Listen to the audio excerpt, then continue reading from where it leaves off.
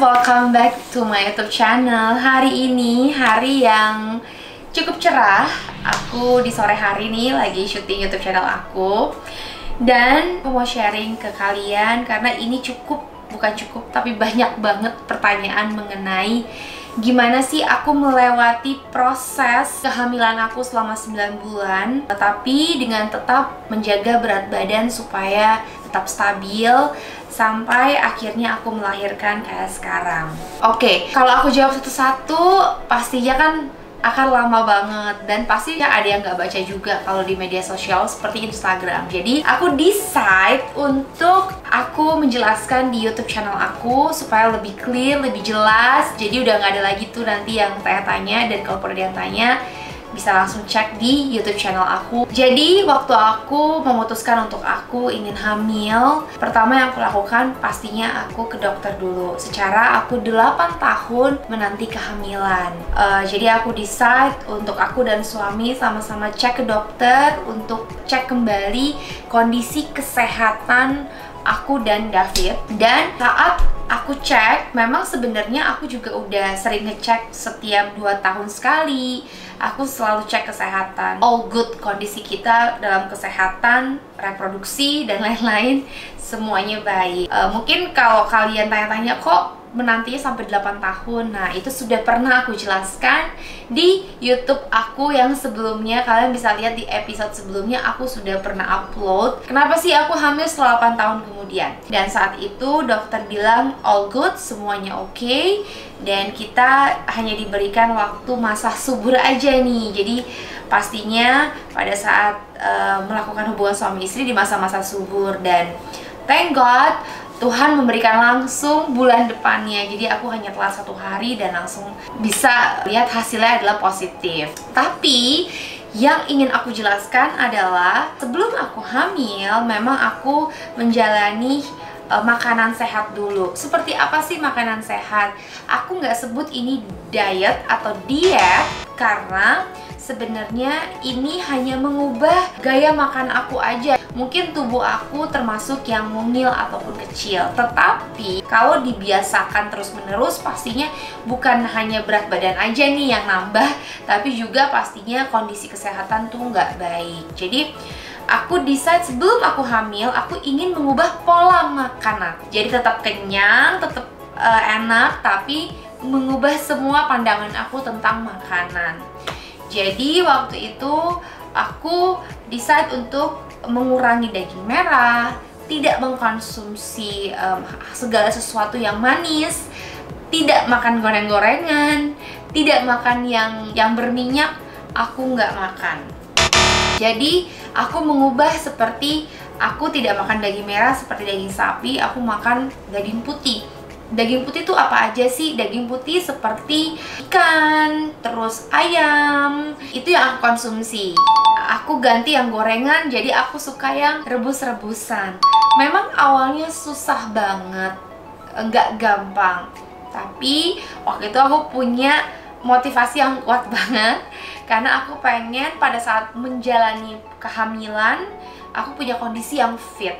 Jadi selain berolahraga, kebetulan aku suka olahraga pilates, dan terkadang aku juga melakukan cardio seperti lari, tapi aku lebih fokus ke pilates. Tapi kalian gak harus sama kayak aku. Apa yang kalian suka, olahraga kalian jalanin. Kalau kalian sukanya di gym atau kalian sukanya berenang, go ahead, itu juga bagus. Yang penting dilakukan secara rutin.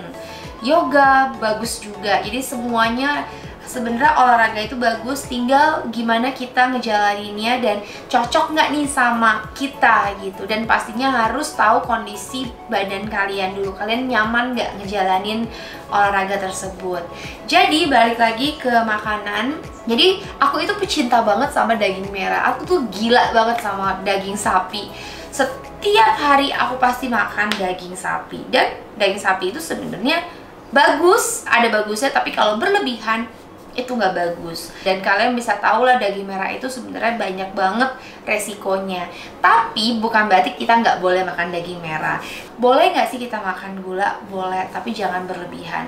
Jadi kita harus aware sih sama diri kita sendiri. Nah itu yang aku jalanin. Jadi sebelum aku hamil waktu itu memang aku mengkonsumsi makanan-makanan yang lebih sehat. Jadi aku hindari manis, kecuali makan buah-buahan. Tapi itu pun buah-buahannya nggak semua ya. Jadi jangan kalian tiba-tiba makan durian gitu.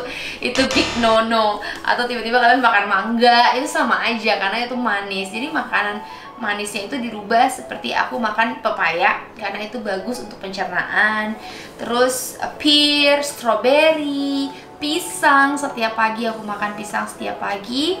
Terus siangnya aku makan ayam rebus. Terus pastinya aku pakein garam supaya bukan rasanya nggak enak.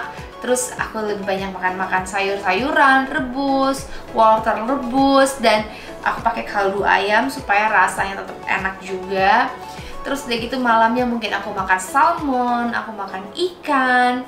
Biasanya aku setiap pagi tuh makannya mungkin sereal, pakai yang manis-manis. Aku makan yang roti tawar pakai selai yang strawberry. Nah itu aku tinggalkan. Jadi aku ubah semua pola makan aku. Jadi aku satu lagi aku hampir lupa, aku juga tidak makan karbohidrat. Dan ini aku lakukan sebelum aku hamil ya, bukan saat aku hamil. Jadi sebelum aku hamil, aku pastikan aku tidak makan itu semua. Dan yes, aku ngerasa apa benefit yang aku dapetin, badan aku jadi lebih enak, jadi lebih ringan. Terus aku ngerasa badan aku jauh lebih lebih nyaman gitu. Aku susah jelasin karena yang rasain aku sendiri. Pastinya berat badan otomatis akan turun karena apa yang kita makan itu benar-benar gizi. Dan kalau udah minyak itu susah banget dilebur. Ya caranya adalah kita harus mengubah cara makan kita supaya kita bisa diadaptasi tubuh kita dan bisa nerima makanan yang tadinya mungkin asal dan akhirnya bisa makan makanan yang sehat. Kalau aku waktu itu adaptasinya cukup lumayan berat karena namanya juga yang biasanya makan gorengan, minyak-minyak, pedas semuanya itu semua yang aku suka banget guys. Jadi wow gitu. Jadi waktu itu aku prosesnya hampir 2-3 minggu. Kenapa 2-3 minggu? Karena itu adaptasi. Walaupun aku udah makan, aduh masih lapar, pengen nasi, atau aduh pengen ini. Kenapa? Karena lambung kita dieja. Jadi aku banyak belajar, aku banyak baca, aku juga tanya ke dokter gizi. Jadi kenapa sih kayak susah banget ngerubah makanan yang asal-asalan jadi makanan yang sehat? Kenapa? Yes, karena lambung kita yang biasanya diisi banyak, tiba-tiba dia menyesuaikan. Jadi yang seharusnya kita mungkin manusia itu makan udah cukup 1 piring, tapi kita membiasakan lambung kita sampai 3 piring. Of course jadinya nggak bagus. Jadi itu adaptasi. Dan yes, setelah 3 minggu akhirnya aku ngerasa cukup. Aku ngerasa oh makan seperti ini jadi lebih enak, lebih ringan. Dan yang pastinya aku ngerasa aku nggak perlu makan-makan yang nggak penting, yang sebenarnya memang rasanya enak di lidah tapi bermanfaat nggak sama tubuh kita.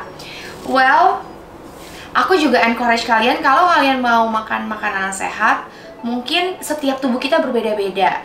Ada kondisinya juga beda-beda. Aku bukan dokter gizi yang bisa kasih masukan ke kalian, tapi ini yang aku jalanin untuk tubuh aku. Kalau kalian misalkan pengen nih menjalankan makan makanan sehat, kalian boleh banget konsultasi ke dokter gizi. Banyak banget dokter gizi di Indonesia yang bagus-bagus. Kalian bisa cek, or kalian bisa Google, or kalian bisa YouTube, karena banyak banget sharing-sharing dokter gizi tentang makan makanan sehat. Tapi memang aku lebih sarankan kalian bisa langsung konsultasi ke dokter untuk bisa tanya gimana cara mengubah pola makan kita supaya kita lebih sehat gitu. Tapi yang pasti apapun yang akan kalian lakukan, mau sudah ke dokter gizi atau kalian mau makanan-makanan sehat, yang paling penting yang kalian lakukan adalah disiplin dan konsisten. Karena kalau tanpa ada disiplin dan konsisten, kalian pasti akan gagal. Karena itu sudah aku alamin. Waktu itu aku udah mulai makan makanan yang sehat. Aku mau yang rebus, nggak mau gorengan. Dan di restoran Indonesia ini pasti banyak yang gorengan. Dan itu temptation banget, tantangan buat aku. Dan saat itu suami aku tidak menjalankan makanan yang kayak aku. Jadi dia masih makanan gorengan dan aduh rasanya pengen banget yang makan minyak-minyak, yang makan goreng-goreng. Tapi aku jaga banget guys. Jadi walaupun aku nggak bisa menghindar karena kadang ada undangan teman ulang tahun, ada undangan pesta dan lain-lain. Jadi aku tetap datang tapi aku pilih menu makanan yang bisa aku makan. Akhirnya aku terbiasa dan akhirnya aku menikmati. Awalnya susah tapi akhirnya it's nice gitu. Dan pada saat kalian setelah menjalani itu berbulan-bulan dan pada saat kalian mau kembali lagi makan makanan yang nggak sehat, pasti perut kalian akan bereaksi gitu, akan menolak. Jadi apa ya, aku ngerasa bahwa untuk makan makanan sehat itu nggak ada ruginya sama sekali. Boleh sesekali kalian, aku menyebutnya cheating day, ya mungkin seminggu sekali. Tapi pada saat itu aku belajar no cheating day. Jadi aku menjalani itu kalau nggak salah hampir 4 bulan sebelum aku hamil. Karena itu sangat pengaruh. Jangan fokus kepada kehamilannya, tapi fokus kepada memperbaiki dulu pola hidup makan kita. Terus pasti akan banyak bonus-bonus yang didapatkan gitu. Pada saat aku hamil, memang berat badan aku saat itu adalah 47 kg. Sampai ke 9 bulan berat badan aku totalnya adalah 59 kg. Jadi aku naik hampir 11 kg. Dan setelah aku melahirkan, berat badan aku mungkin sekitar 1 minggu setelah aku melahirkan, itu total aku turun 5 kg. Jadi masih ada 55 kg. Pada saat 12 hari kemudian setelah aku melahirkan, aku turun lagi jadi 52 kg. Dan hari ini berat badan aku saat ini 50 kg. Well, semua yang aku lakukan ini memang butuh proses. Tapi apapun yang kalian dengar dari cerita aku saat ini, semua metabolisme tubuh manusia itu berbeda-beda. Tapi kamu bisa dengan cara aku encourage kita semua nih, para cewek-cewek, mau kalian yang mau hamil ataupun sedang hamil, ataupun yang belum hamil, yang masih gadis di luar sana, encourage untuk yuk kita sama-sama belajar untuk makan makanan sehat. Nggak gampang, tapi bisa sebenarnya kalau kita latih. Dan setelah aku hamil, aku memang mengubah lagi pola makan aku. Aku mengubah lagi karena memang tidak disarankan untuk menjalankan pola makan yang sebelumnya. Kalau setelah hamil pasti akan ada makan makanan yang bergizi setelah hamil. Tapi itu akan aku share nanti di next episode selanjutnya. Karena aku akan fokus kepada mempersiapkan kehamilan supaya kalian nggak overweight atau makan yang berlebihan. Jadi saran aku, sebelum kalian decide untuk hamil, yuk kalian boleh coba cara aku ini, makan makanan sehat. Yang misalkan mungkin berat badan kalian tahu sebelum hamil sudah overweight, ya kalian harus mulai waspada gimana caranya sebelum hamil diturunkan dulu supaya kalian bisa lebih fit, lebih sehat. Karena again, kalau saat hamil, sebelum hamil aja udah overweight, dan pada saat kalian hamil kalian akan lebih pasti naik berat badan, itu akan menderita banget, nggak nyaman banget. Overweight saat hamil itu sebenarnya juga risk untuk si baby. Dan lebih detailnya, aku pengen kalian bisa banyak konsultasi ke dokter kandungan, ke dokter gizi, dan banyak membaca, banyak ngobrol-ngobrol mungkin sama mereka yang udah ngelewatin masa-masa kehamilan juga. Dan yang pasti, aku encourage kalian untuk hamil yang sehat. Hamil nggak harus gemuk, hamil nggak harus overweight, tapi hamil adalah harus yang sehat. Jadi sehat itu seperti apa? Sehat yang pasti dari makanan dan mengontrol berat badan supaya berat badan bukan fokus kepada ideal, tapi kepada yang wajar. Jadi pada saat itu kalian akan merasa lebih fit, lebih sehat, lebih bisa bergerak bebas, pernafasan juga lebih nyaman, dan aku udah lewatin semuanya.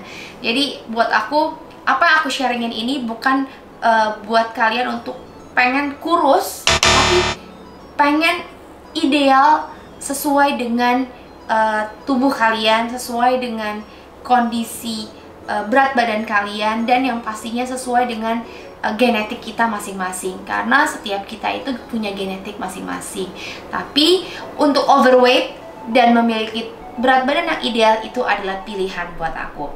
So guys, thank you so much udah nonton YouTube channel aku saat ini, dan mudah-mudahan semua info-info yang aku kasih ke kalian ini bermanfaat. Jangan lupa subscribe YouTube aku Shandy Aulia, dan juga aktifin tombol lonceng kalian supaya kalian bisa update tentang video-video terbaru aku. Dan jangan lupa juga kalian boleh kasih info apa kira-kira yang mau aku bahas, yang pengen kalian tahu, bisa lewat Instagram aku di @shandyaulia atau lewat komen di YouTube channel aku.